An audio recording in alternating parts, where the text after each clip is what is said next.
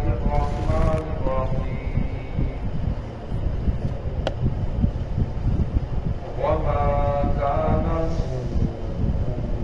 لنفس أن تموت إلا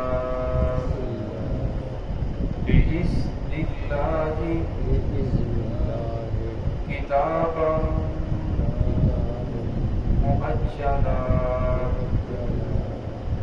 ومن يرد ثواب الدنيا نؤته منها ومن يرد ثواب الآخرة نؤته منها وسنجزي الشاكرين وكأين من نبي قاتل معه ربيون كثير فما ظهروا لما أصابهم في سبيل الله وما ضعفوا وما استكانوا والله يحب الصابرين. بسم الله الرحمن الرحيم وما كان لنفس أن تموت إلا بإذن الله كتابا مؤجلا ومن يرد ثواب الدنيا نؤته منها ومن يرد ثواب الآخرة نؤته منها وسنجزي الشاكرين وكأين من نبي قاتل معه ربيون كثير فما وهنوا لما أصابهم في سبيل الله وما ضعفوا وما استكانوا والله يحب الصابرين. وما كان لنفس أن تموت نہیں ہے کسی نفس کے لیے ان تموت یہ کہ وہ مر جائے الا بإذن اللہ مگر اللہ رب العزت کے حکم سے کتابا مؤجلا اس کا مقررہ وقت لکھا ہوا ہے ومن یرد ثواب الدنیا نؤته منها وہ شخص جو ارادہ کرے دنیا کے بدلے کا نؤته منها ہم اسے عطا کر دیتے ہیں اس میں سے ومن یرد ثواب الآخرة اور وہ شخص جو ارادہ کرے آخرت کے بدلے کا نؤته منها تو ہم اسے عطا کرتے ہیں اسی میں سے وسنجزی الشاکرین اور ہم بدلہ دیتے ہیں شکر کرنے والوں کو وکأین من نبی قاتل معه کتنے نبی ہیں کہ ان کے ساتھ مل کر قتال کیا ربیون کثیر بہت سے رب والوں نے رب کو ماننے والوں نے فما وهنوا پس نہ وہ ڈگمگائے لما اصابهم فی سبیل اللہ اللہ رب العزت کے راستے کے اوپر جو انہیں تکلیفیں پہنچی وما ضعفوا اور نہ انہوں نے کمزوری دکھائی وما استکانوا اور نہ وہ دشمن کے سامنے دبے واللہ یحب الصابرین اور اللہ رب العزت محبت کرنے والے ہیں صبر کرنے والوں سے. گزشتہ آیات کے اندر غزوہ احد کا تذکرہ تفصیل کے ساتھ آپ کے سامنے ذکر ہوا. غزوہ احد کے اندر صحابہ کرام کو بہت زیادہ صدمہ پہنچا. اگر کوئی ایک موت ہو جائے تو اس کا بہت زیادہ صدمہ ہوتا ہے. غزوہ احد کے اندر 70 صحابہ کرام کی لاشیں پڑی ہیں اور پھر جو زندہ ہے اس کا بھی کہیں کسی جگہ سے خون بہ رہا ہے، کسی کے سر سے خون بہ رہا ہے، کسی کی بازو سے خون بہ رہا ہے، وہ بھی زخمی ہے۔ تو اس غزوے کے اندر صحابہ کرام کو بہت زیادہ صدمہ پہنچا، تو اللہ رب العزت نے اس آیت کے اندر بتایا وَمَا كَانَ لِنَفْسٍ أَن تَمُوتَ، کسی نفس کے لیے وہ اختیار نہیں ہے ان تموت، یہ کہ وہ مر جائے، الا باذن اللہ، مگر اللہ رب العزت کے حکم سے، کتاب مؤجلہ، اس کا مقررہ وقت لکھا ہوا ہے۔ ایک آدمی جہاد نہیں کرتا، ورنہ یہ وہ نہیں کہہ سکتا کہ میں نے مرنا نہیں ہے، ورنہ موت اسے بھی آئے گی۔ اور ایک آدمی جہاد کرتا ہے تو ضروری نہیں کہ جہاد کے اندر وہ آدمی ضرور شہید ہو تو اسے موت آ جائے، ایسی بات نہیں ہے، ورنہ موت کا وقت مقرر ہے، جہاد کے اندر موت نہیں، ورنہ اسی طرح آپ کعبہ کے اوپر لیٹ جاؤ تو آپ بچ سکتے ہو۔ حضرت خالد بن ولید رضی اللہ تعالیٰ ساری زندگی جہاد کیا، شام میں حمص کے علاقے کے اندر ان کی قبر ہے۔ جب آخری وقت تھا تو جو ان کی بیمار تھے، خبر گیری کے لیے آتا تو روتے،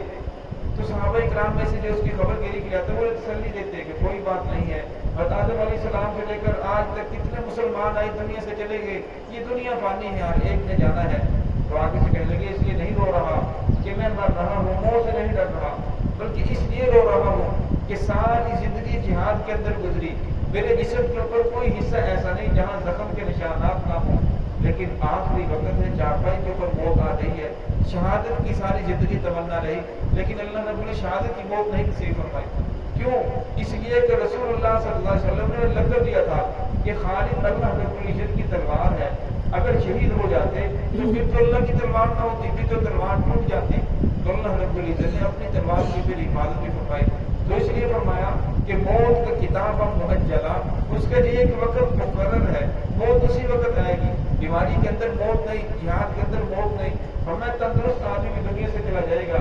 آج کے دوائی لینے کی وجہ سے، اچھے ڈاکٹر کے پاس جانے کی وجہ سے، اچھے ہاسپٹل کے اندر جانے کی وجہ سے، مہنگی دوائی استعمال کرنے کی وجہ سے آپ موت سے بچ نہیں سکتے، آپ کی زندگی بڑھ نہیں سکتی۔ ہاں یہ ضرور ہے، رسول اللہ صلی اللہ علیہ وسلم نے فرمایا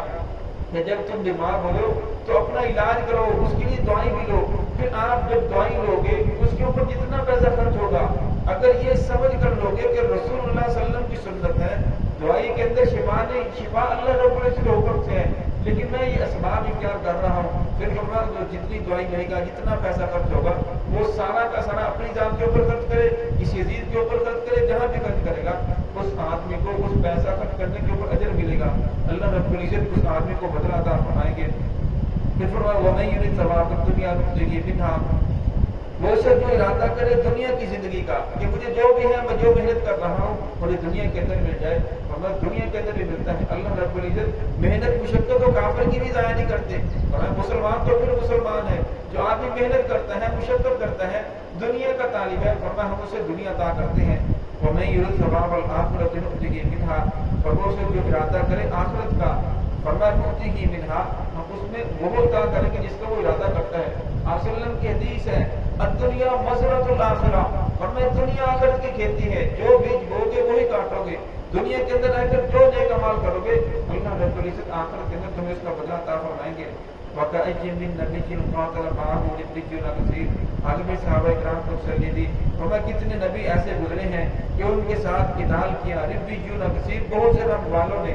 جو رب کے ماننے والے تھے انہوں نے جہاد کیا، اور ایسا بھی ہوا موسیٰ علیہ السلام نے جب اپنی قوم کو دعوت دی، کہنے لگے فلاں قوم کے ساتھ ہم لڑنا ہے، تو کہنے لگے قالوا یا موسیٰ اِنَّ فِيهَا قَوْمًا جَبَّارِينَ، اے موسیٰ وہ تو بڑی جابر قوم ہے، ہم تو ان کے ساتھ مقابلہ نہیں کر سکتے، فَاذْهَبْ أَنْتَ وَرَبُّكَ فَقَاتِلَا إِنَّا هَاهُنَا قَاعِدُونَ، جا تو اور تیرا خدا جا کر ان کے ساتھ جنگ کرو، إِنَّا قَاعِدُونَ، ہم تو یہاں بیٹھے ہیں، ہمارے اندر تو اتنی طاقت نہیں ہے۔ لیکن جو محمد رسول اللہ صلی اللہ علیہ وسلم کے صحابہ تھے، صحابہ اکرام نے فرمایا یا رسول اللہ اگر آپ ہمیں حکم دیں تو ہم اپنی پیشانیاں چٹانوں سے ٹکرا دیں، اپنے گھوڑوں کو پانی کے اندر داخل کر دیں۔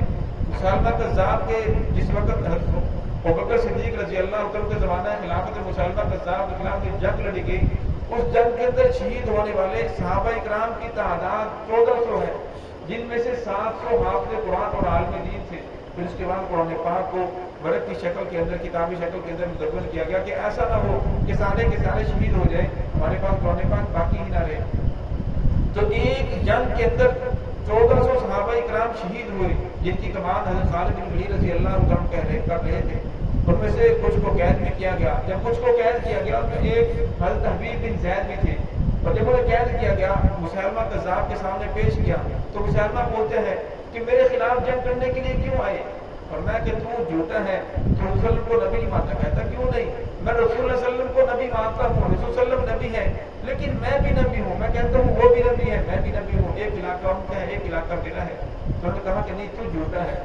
تو انہوں نے اس کا ایک ہاتھ یہاں سے جوڑ سے کٹوایا، پھر کہنے لگے کہ بتا، کہنے لگے کہ نہیں بلکہ تو جھوٹا ہے، پھر یہاں پوری سے کاٹا، پھر اس طرح ٹکڑے ٹکڑے کر کے اس کے سارے جسم کو شہید کر دیا گیا۔ لیکن حضرت حبیب بن زید رضی اللہ عنہ یہی کہتے رہے کہ بلکہ محمد رسول اللہ صلی اللہ علیہ وسلم آخری نبی ہے اور تو جھوٹا ہے۔ جس طرح آج قادیانی مسلمانوں کو دھوکہ دینے کے لیے کہتے ہیں، ہم مانتے ہیں کہ رسول صلی اللہ علیہ وسلم اللہ کے نبی ہیں، ہم یہ بھی مانتے ہیں وہ آخری نبی ہیں، لیکن وہ کہتے ہیں کہ یہ جو مرزا غلام احمد قادیانی ہے یہ ان کا ذلی بروزی یہ نبی ہے، یعنی رسول اللہ کا سایہ ان کے اوپر پڑا، پھر رسول صلی اللہ علیہ وسلم کی روح ان کے اندر منتقل ہوگی، اب یہ رسول صلی اللہ علیہ وسلم کا سایہ ہے۔ اس طرح کر کے عوام کو دھوکہ دیتے ہیں۔ تو مسلمہ کذاب بھی یہ کہتا تھا کہ میں جو کہتا ہوں میں تو نبی مانتا ہوں، لیکن میں بھی نبی ہوں۔ تو ہمیں اس اللہ رب العزت ہم سب کو ان کے دھوکے سے محفوظ فرمائے۔ تو آگے اللہ رب العزت فرمایا فما بہنوا لما اصابهم فی سبیل اللہ، ہمیں وہ ڈگمگائی نہیں جو اللہ رب کے راستے کے اندر تکلیفیں پہنچی، وما ضعفوا انہوں نے کمزوری بھی نہیں دکھائی، وما استکانوا ورنہ وہ دشمن کے سامنے دبے، واللہ یحب الصابرین ورنہ اللہ رب صبر کرنے والوں کے ساتھ ہے۔ ورنہ جب انسان صبر کرتا ہے آزمائشیں دنیا کے اندر آتی ہیں، اللہ رب کی قرآن پاک کی آیت ہے، گزشتہ ہم 2-3 آیات پیچھے پڑھا، تلک الایام نداولها بین الناس، کہ دن لوگوں کے اللہ رب تبدیل کرتے رہتے ہیں، کبھی مالداری آ گئی، کبھی فقیری آ گئی، کبھی بیمار ہو گئی، کبھی تندرستی آ گئی، کبھی جوانی بڑھاپا۔ فرمایا ہمیشہ انسان ایک حالت کے اندر نہیں رہتا، بلکہ انسان کے اوپر حالات بدلتے رہتے ہیں، کبھی بہت زیادہ خوش ہوتا ہے، کبھی بہت زیادہ غمگین ہوتا ہے، پریشان ہوتا ہے، پریشانی کی وجہ بھی سمجھ نہیں آتی۔ تو فرمایا یہ اللہ رب العزت انسانوں کے اندر حالات کو بدلتے رہتے ہیں، ہمیشہ حالات ایک نہیں رہتے۔ پھر فرمایا جو صبر کرے جب حالات آ جائیں، انسان کو دعا تو یہی کرنی چاہیے کہ یا اللہ میں آزمائش کے قابل نہیں ہوں، مجھے آزمائش کے اندر مبتلا نہ کرنا۔ اگر اللہ رب اندر سے آزمائش آ جائے، بیماری آ جائے، پریشانی آ جائے، کسی بیماری کے اندر مبتلا ہو جائے، پھر اس کے اوپر صبر کرے، لہذا پتہ نہ کرے یہ ساری بیماریاں مجھے ہی لگنی ہے، یہ فلاں بیماری ساری یہ پریشانی میرے کو نہیں آنی ہے۔ ورنہ اگر ایسا کرے گا پھر اس آدمی کو اجر کچھ نہیں ملے گا، جو بیماری ہے وہ بھی تکلیف کاٹ رہا ہے، اگر اس کے اوپر صبر کرے گا کہ یہ میرے مقدر کے اندر ہی ایسے تھی، فرمایا پھر اللہ رب العزت اس بیماری کی وجہ سے اس آدمی کے گناہوں کو ختم کریں گے اور نیکیوں کو درجات بلند کریں گے۔ تو ہے کہ اللہ رب العزت ہم سب کو صراط مستقیم پہ چلنے کی توفیق عطا فرمائے۔ بسم اللہ